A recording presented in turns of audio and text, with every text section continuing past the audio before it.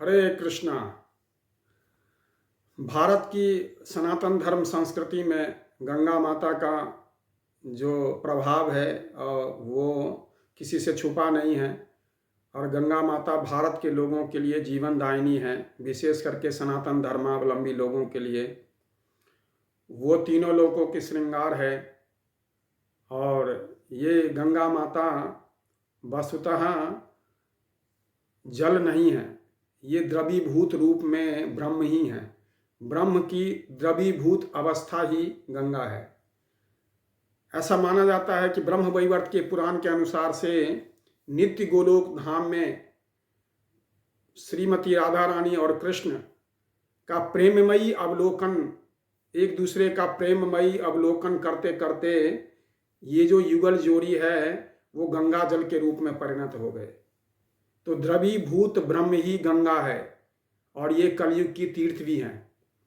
तो आज उस गंगा माता के बारे में थोड़ी सी चर्चा करेंगे कि उनके स्नान करने से क्या प्रभाव होता है एक व्यक्ति के जीवन में।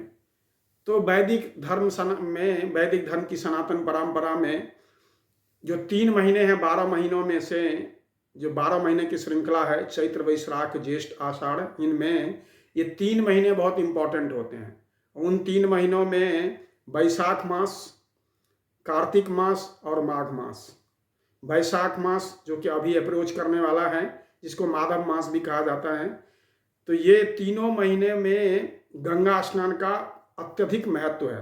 वैसे तो कभी भी कर सकते हैं और हर समय महत्व है इनका, परंतु इन 3 महीनों में गंगा माता के स्पर्श करने का, दर्शन करने का, आचमन करने का, स्नान करने का, ध्यान करने का, पूजन करने का विशेष महत्व है। और गंगा जो है सबका पावन करती है। यहाँ तक बताया जाता है कि अगर कोई 100 योजन दूर से भी गंगा गंगा यो ब्रूयात योजनानाम सतैरपि, 100 योजन दूर से भी अगर कोई गंगा के विषय में उन्हें गंगा माता को याद करता है तो उसे गंगा जल में स्नान करने का फल प्राप्त हो जाता है। तो ये ऐसी गंगा माता की जो है महिमा है। तो ब्रह्म हरिभक्ति विलास के अनुसार गंगा जी के दर्शन करने मात्र से 100 जन्मों के पाप नष्ट हो जाते हैं और आचमन करने से 200 जन्मों के पाप नष्ट हो जाते हैं और स्नान करने से 1000 जन्मों के पाप नष्ट हो जाते हैं। तो आप सोचिए गंगा माता का कितना बड़ा जो है, कितनी बड़ी महिमा है और सिर्फ पूरे इस पृथ्वी के ऊपर। तो गंगा माता में विशेषकर जो मैं इन 3 महीनों की बात कर रहा था, इन 3 महीनों में अगर गंगा माता का कोई आश्रय लेता है, उनके कोई दर्शन करता है, स्नान करता है, आचमन करता है, तो उनको विशेष लाभ प्राप्त होता है। परंतु इसकी एक विशेष विधि है, क्योंकि गंगा जो है पाप नाशक है और जीव का उद्धार करने के लिए ये कलयुग की एक बहुत बड़ी तीर्थ कही जाती है। तो उसमें गंगा में स्नान करने की एक विशेष विधि है।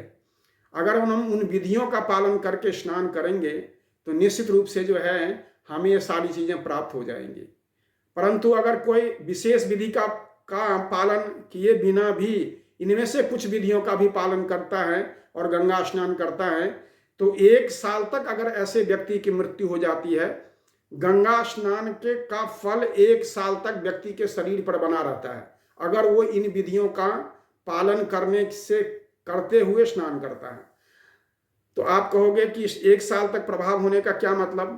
तो गंगा स्नान करने के 1 साल तक प्रभाव बने रहने का मतलब ये है कि वो कैसा भी व्यक्ति है और गंगा स्नान करके आया है, तो 1 साल के अंदर अगर उसका शरीर छूट जाता है तो वो नरकों में नहीं जाएगा। ये गंगा स्नान की महिमा है। तो अब हम थोड़े से नियमों पर चर्चा करते हैं कि गंगा जी जो हैं वो कैसे इसमें गंगा जी में कैसे स्नान करना चाहिए। तो प्रमुख रूप से गंगा जी की 4 धाराएं हैं जो गंगा जी ब्रह्मलोक में सबसे पहले आई, तो उसके बाद ये 4 धाराओं में विभक्त होकर के अलग अलग दिशाओं में गिरती है। तो जो भारतवर्ष में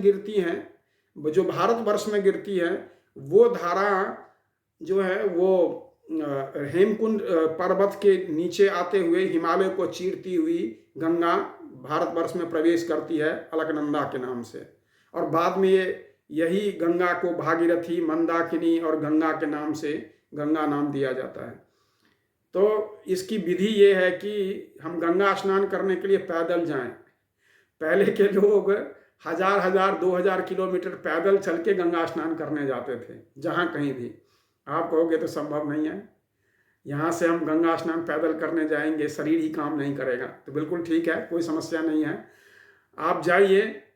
परंतु आप जहाँ ठहरते हैं, आप गंगा स्नान के लिए जाते हैं जिस तीर्थ में भी, जिस जगह पर भी, तो उस तीर्थ में जहाँ कहीं भी आपको रुकना है उस जगह पर रुकिए और उसके बाद वहाँ से नंगे पैर पैदल चलिए। पैदल चलते हुए, नंगे पैर पैदल चलते हुए गंगा के घाट तक जाना चाहिए। और ये नियम है, अर्धम हरति पादुका। अगर हम चप्पल पहन के गंगा स्नान करने गए तो आधा पुण्य चप्पल पहनने से समाप्त हो जाता है। वैसे तो पैदल ही जाना होता है, चाहे आप जहाँ भी रहते हैं। ये गंगा स्नान की ये एक्चुअल महिमा है, परंतु उतना नहीं कर सकते तो कम से कम जहाँ ठहरते हैं वहाँ से पैदल जाइए और नंगे पैर जाइए गंगा स्नान करने के लिए। ये एक महत्वपूर्ण विधि है सबसे पहले। दूसरी कि अशुद्ध शरीर से गंगा में स्नान न करें। आप कहोगे अशुद्ध शरीर का क्या मतलब? अशुद्ध शरीर का ये मतलब है, कई व्यक्ति टॉयलेट करने के बाद सीधे उनको लगता है कि स्नान तो करना ही है, टॉयलेट कर लिया, ब्रश कर लिया और गंगा में नहाने चले गए। तो ये तरीका ठीक नहीं है, ये माता गंगा के प्रति अपराध है ना। तो इसीलिए ऐसे अशुद्ध अवस्था में नहीं जाना है। उसके बाद जो तीसरी बात है कि जैसे ही आप गंगा जी के पास पहुंचते हैं, उनको जाते ही प्रणाम करिए, दंडवत प्रणाम करना है। और थोड़ा सा जल ले करके, गंगा के जल का ले करके अपने इस मस्तक पर रखिए, इस भाग को गीला करिए, यहाँ पर भिगाइए। आपने सिर पे धारण किया गंगा जी को, इसका मतलब ये है। और फिर थोड़ा सा जल लेकर के अपने आँखों में लगाइए। ये तीसरा। आचमन करें और उसके बाद प्राणायाम करें, फिर उसके बाद संकल्प करें। फिर आप जिस तीर्थ में हैं तो तीर्थ का कुछ पूजन कर लें, कुछ नहीं तो कुछ फूल ले लीजिए और फूल गंगा जी में या उस जगह पर डाल करके उनको प्रणाम करके फिर धीरे से गंगा जल में उतरने का प्रयास करिए। कूदना नहीं है, शोर नहीं करना है। फिर स्नान करते हुए शरीर को मलना नहीं है ना, कुल्ला नहीं करना है शरीर को। जैसे कई लोग देखते हैं मल के नहाते हैं, ऐसे मल के नहीं नहाना है, कुल्ला नहीं करना है। शरीर के वस्त्रों को नहीं धोना है। स्नान करते हुए सिर डुबा करके स्नान करना है। स्त्रियों के लिए भी ऐसा आदेश है कि उन्हें सिर डुबा करके ही स्नान करना चाहिए। उसमें एक ये बात बताया गया है कि स्कंद पुराण में कि जो पाप हैं वो जैसे ही गंगा स्नान करने हम जाते हैं तो पाप जो है वो डर जाता है, वो भागने का प्रयास करता है, वो भागते भागते सिर की तरफ चला जाता है, सिर में जाके छुप जाता है। तो अगर कोई व्यक्ति सिर से स्नान नहीं करता है तो आप समझिए कि पाप यहाँ से निकल के यहाँ पर पहुँच जाएगा। इसीलिए सिर से स्नान करना बहुत ज़रूरी होता है। तो इस तरह से अब आपने स्नान कर लिया और स्नान करने के बाद आपको जो कुछ भी वहाँ करना है, कुछ गायत्री करनी है, कोई पूजा करना है और प्रणाम करना है, तो वहीं पर करने के बाद जब आप बाहर निकलने के बाद उस जो पानी है, भीगे हुए पानी को शरीर पर सूखने दीजिए। अर्थात तौलिए से और गमछे से शरीर को नहीं पोंछना है। तौलिए से या गमछे से शरीर को पोंछने पर गंगा स्नान का संपूर्ण फल नष्ट हो जाता है। तो इस बात का विशेष ध्यान रखें, क्योंकि ये गलतियां हम लोग अक्सर करते हैं। और जब गंगा स्नान कर रहे हों तो इन 4 नामों का जरूर उच्चारण करना चाहिए: अलकनंदा, चक्षु, भद्रा और सीता। इन 4 नामों का जरूर उच्चारण। ये 4 धाराएं हैं माता गंगा की जो अलग अलग वर्षों में आकर के गिरती हैं। तो भारतवर्ष में तो एक धारा है, बाकी अलग अलग वर्षों में 3 धाराएं हैं। तो कोई समुद्र स्नान करता है तो हाँ, वो समुद्र स्नान में इन सब धाराएं कहीं ना कहीं से आकर के मिलती हैं। इसीलिए समुद्र स्नान जो है बहुत श्रेष्ठ माना गया है। अगर हम इस विधि से स्नान करते हैं तो निश्चित रूप से हम सभी का उद्धार हो जाएगा। हरे कृष्णा।